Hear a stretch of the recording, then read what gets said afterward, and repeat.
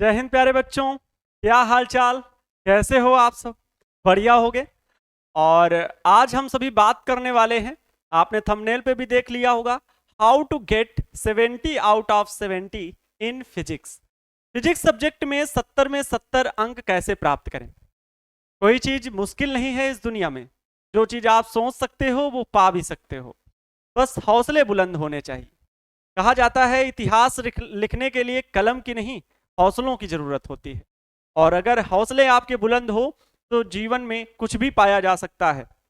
तो 70 में 70 अंक प्राप्त करना कठिन नहीं है। इसके लिए बस आवश्यक है सही रणनीति, सही मार्गदर्शन पे कार्य करना। जब आप सही रणनीति के तहत आप कार्य करते हो तो वो सफलता आपको जरूर मिलती है जिसके लिए आपने लक्ष्य बनाया हुआ था। फिजिक्स में 70 अंक प्राप्त करना कठिन नहीं है। उसके लिए तैयारी करनी जरूरी होती है, मेहनत अवश्य लगेगी, लेकिन कोई चीज मुश्किल नहीं है। क्या रणनीति रहने वाली है, क्या स्ट्रेटेजी आप अपनाएं, किन बिंदुओं पर चल करके आप अच्छे अंक प्राप्त कर सकते हैं, वो उन बिंदुओं पर मैं चर्चा करने वाला हूं। बहुत ध्यान से समझिएगा। आप यूपी बोर्ड से हो, सीबीएसई बोर्ड से हो, किसी भी बोर्ड से हो, वो सारे पॉइंट्स आपके लिए बहुत जरूरी है। ठीक है। एग्जाम पैटर्न हर एक बोर्ड का अलग होता है। फिलहाल यूपी और सीबीएसई, इन दोनों बोर्ड्स का एग्जाम पैटर्न सेम ही है। 30 नंबर की आपकी प्रयोगात्मक परीक्षा होने वाली है और 70 नंबर का आपका लिखित परीक्षा होगी जो आपको एग्जाम हॉल में बैठ करके लिखना होगा। 70 नंबर में 6 अंक समथिंग आपके बहुविकल्पीय प्रश्न होंगे, फिर 1 नंबर, 2 नंबर, 3 नंबर और 5 नंबर के अंकों में आपका प्रश्न पत्र डिवाइड रहता है यूपी बोर्ड में। तो वो एग्जाम पैटर्न क्या है वो तो फिर फुल सिलेबस में भी डिस्कस कर लिया जा सकता है। हम यहां पर बस चर्चा करने वाले हैं कि अगर फिजिक्स में अच्छे अंक प्राप्त करने हैं तो किन बिंदुओं को अपनाया जाए, कैसे हम फिजिक्स में बेहतर बने। ठीक है, तो आइए शुरुआत करते हैं और उन बिंदुओं पर चर्चा करते हैं जिनसे हम फिजिक्स सब्जेक्ट को और बेहतर बना सकते हैं। तो बिंदुओं को मैंने लिखा है, बहुत ध्यान से समझिएगा और इनको फॉलो भी करना है। ऐसा नहीं कि बस सुन लिया और कल पे टाल दिया, कल कभी नहीं होता है। क्योंकि ये हमारा मस्तिष्क है ना, ये इतना महान चीज है कि ये कभी आपको मना नहीं करेगी। ये हमेशा कहेगी कि आज नहीं कल करेंगे, ये हमेशा कल पे टाल देती है।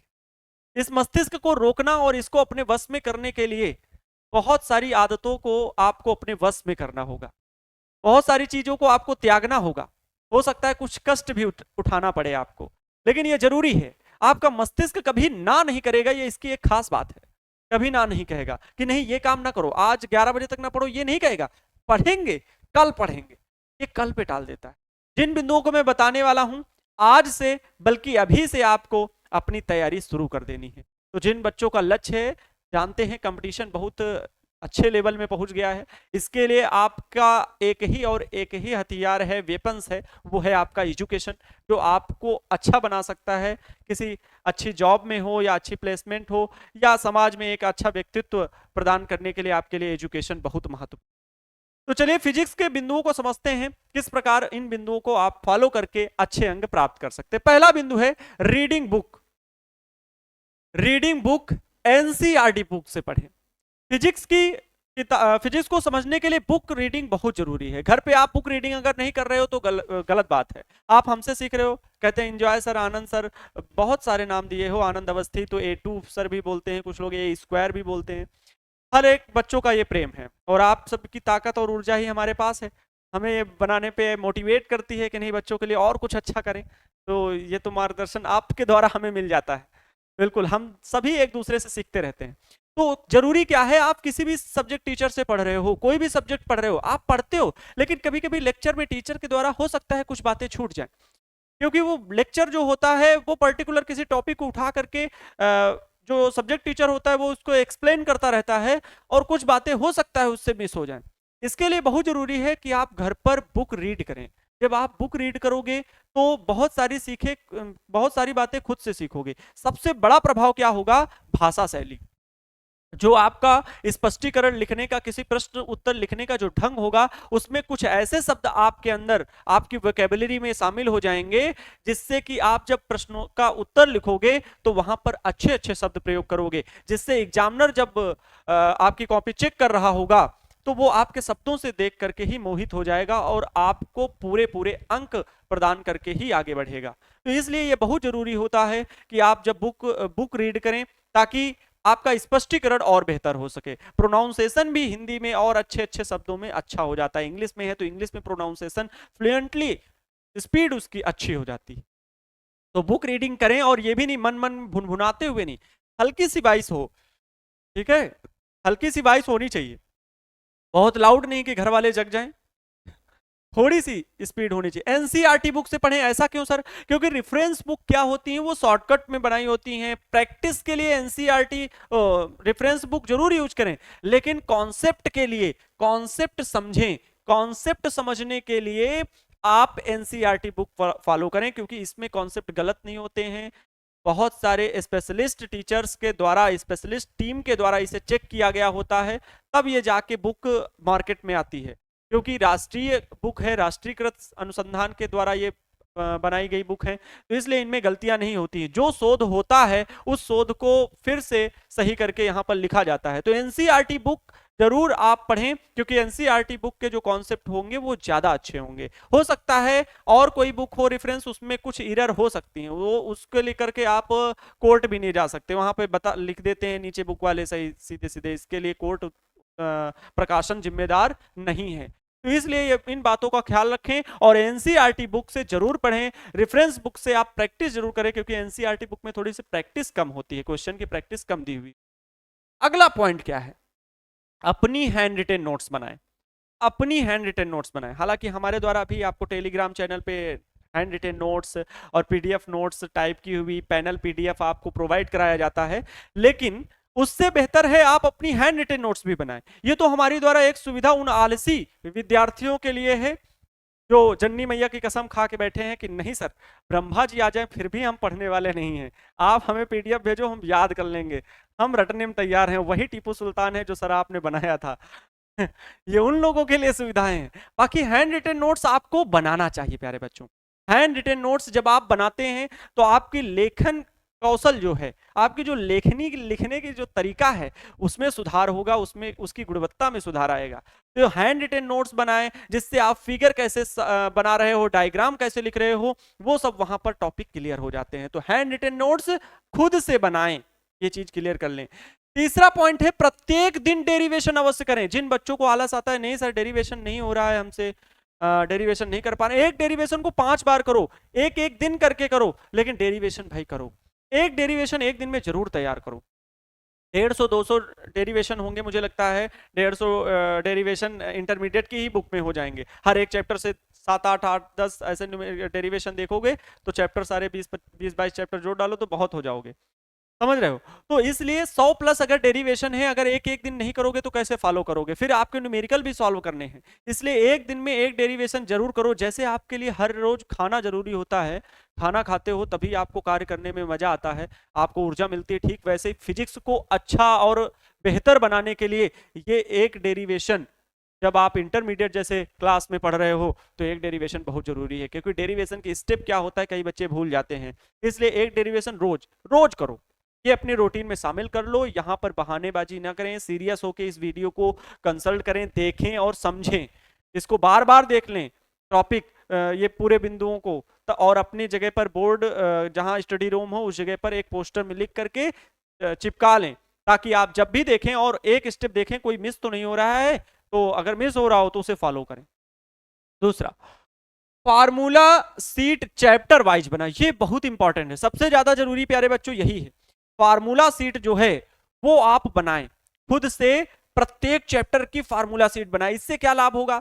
एक चैप्टर का अगर आपने पढ़ा, पहला चैप्टर वैद्युत आवेश तथा वैद्युत क्षेत्र, इससे संबंधित आपने कूलाम का नियम सीखा, F = K Q1 Q2 अपान में R², फिर E = F अपान में Q0, E = K Q अपान में R², द्विध्रुव आघूर्ण के द्वारा अच्छी निरक्षी वाले सूत्र, द्विध्रुव आघूर्ण पर कार्यरत बल आघूर्ण।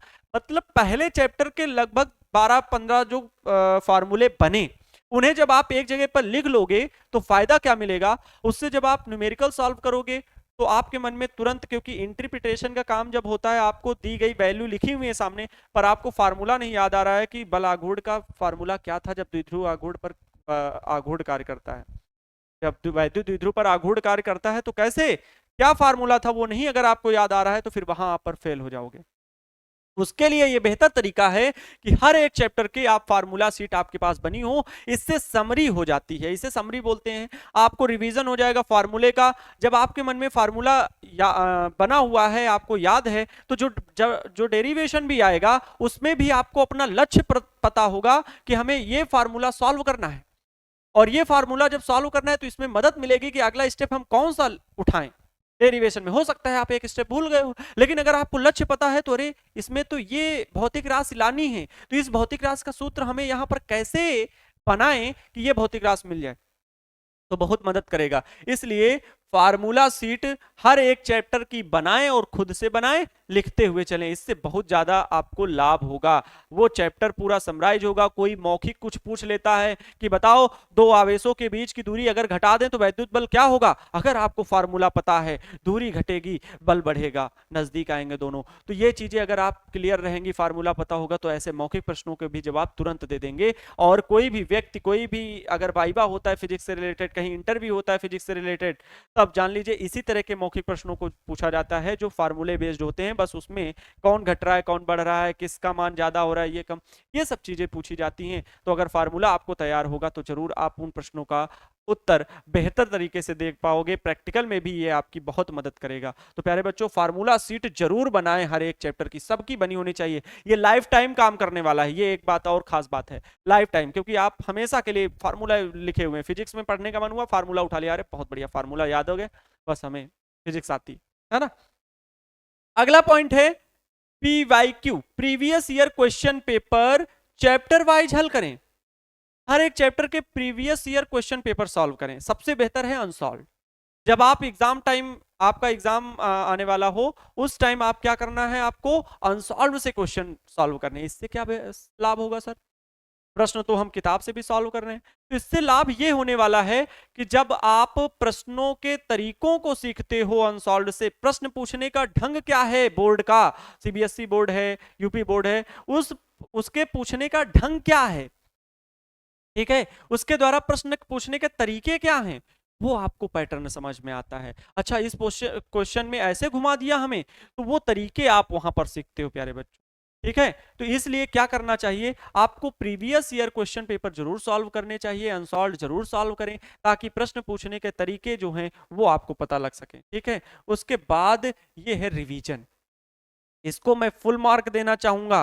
Very very very most important for your board examination, most important, समझ रहे हैं, मोस्ट इंपॉर्टेंट।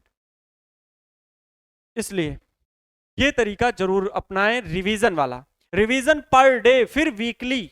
जितना आप पर डे पढ़े हो पहले उसे सोते समय, सोने से पहले जरूर देखो आज फिजिक्स में हमने क्या सीखा। हर एक सब्जेक्ट की ये आदत होती है, बात होती है। मान लो ये हर एक सब्जेक्ट में, फिलहाल फिजिक्स में तो जरूर फॉलो करना, नहीं तो कमजोर हो जाएगी फिजिक्स, ये बात है। और सब्जेक्ट है, एक दो पॉइंट छोड़ दोगे तो शायद बने रहें, लेकिन यहाँ पर नहीं, क्योंकि यहाँ स्टेप ज्यादा है। हिंदी इंग्लिश का होता तो वहाँ डेरिवेशन न लिखवाते, प्रत्येक दिन डेरिवेशन लिखो, फार्मूला सीट बनाओ, वहां तो डेली पढ़ना है, एक दो पॉइंट होते ना। लेकिन फिजिक्स में वही बता रहा हूं, अगर ये पॉइंट्स अगर नहीं फॉलो कर रहे हो, एक भी छोड़ रहे हो, तो आपकी फिजिक्स वीक हो जाएगी, फिर बाद में कहोगे सर, फिर आपको और ज्यादा आगे प्रॉब्लम आ जाएगी।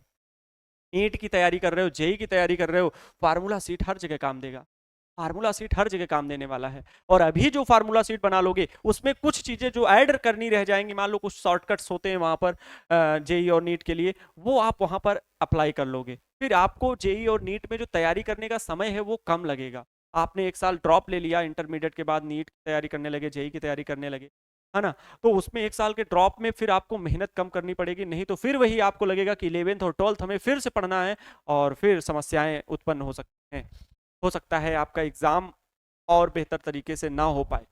तो इसलिए बेहतर बनाने के लिए खुद को इन सभी पैटर्न को अभी से फॉलो करें, आज से फॉलो करें, ठीक है, इसमें देरी ना करें। तो रिवीजन आपको डेली करना है, सोते समय करना है, और वीकली करना है, ठीक है। तो मुझे लगता है इन जितने बिंदुओं को आपको बताया गया है, इन सभी बिंदुओं पर आपको अपने स्टडी रूम पे लगा लेना है और इन्हीं को फॉलो करना है। फिजिक्स में आपको कोई दिक्कत नहीं होगी अगर इन बिंदुओं को फॉलो कर रहे हैं, इन पर चल रहे हैं, तो आपकी फिजिक्स जरूर बेहतर होगी। मुझे लगता है ये वीडियो आपको बहुत पसंद आया होगा, और अगर पसंद आया है तो वीडियो को लाइक करना है, वीडियो को उन बच्चों के पास तक शेयर करना है जिनकी फिजिक्स कमजोर है, जिनकी फिजिक्स वीक है, ठीक है। और आपको फिजिक्स से रिलेटेड बहुत सारे वीडियोस जो हैं वो आपको लिंक डिस्क्रिप्शन में मिल जाएंगे। 12th एग्जाम के बिल्कुल chapter wise lecture number 1, lecture number 2, lecture number 3 करके हर एक टॉपिक का आपको वीडियो मिलेगा, जिसमें आपका कोई भी डेरिवेशन छूटा नहीं है। खास करके इंटरमीडिएट बोर्ड एग्जाम के लिए संकल्प एक बहुत बेहतर प्लेटफॉर्म है, जिसमें आप अच्छे अंक प्राप्त कर सकते हो, फिजिक्स में बहुत बेहतर अंक प्राप्त कर सकते हो। तो चलिए, आपको फिजिक्स सीखना है और भी जनरल नॉलेज की चीजें सीखनी है तो संकल्प वर्ड देखते रहिएगा। मिलते हैं आप सभी से नई जानकारी के साथ किसी नेक्स्ट वीडियो लेक्चर में। तब तक के लिए जय हिंद, वंदे मातरम।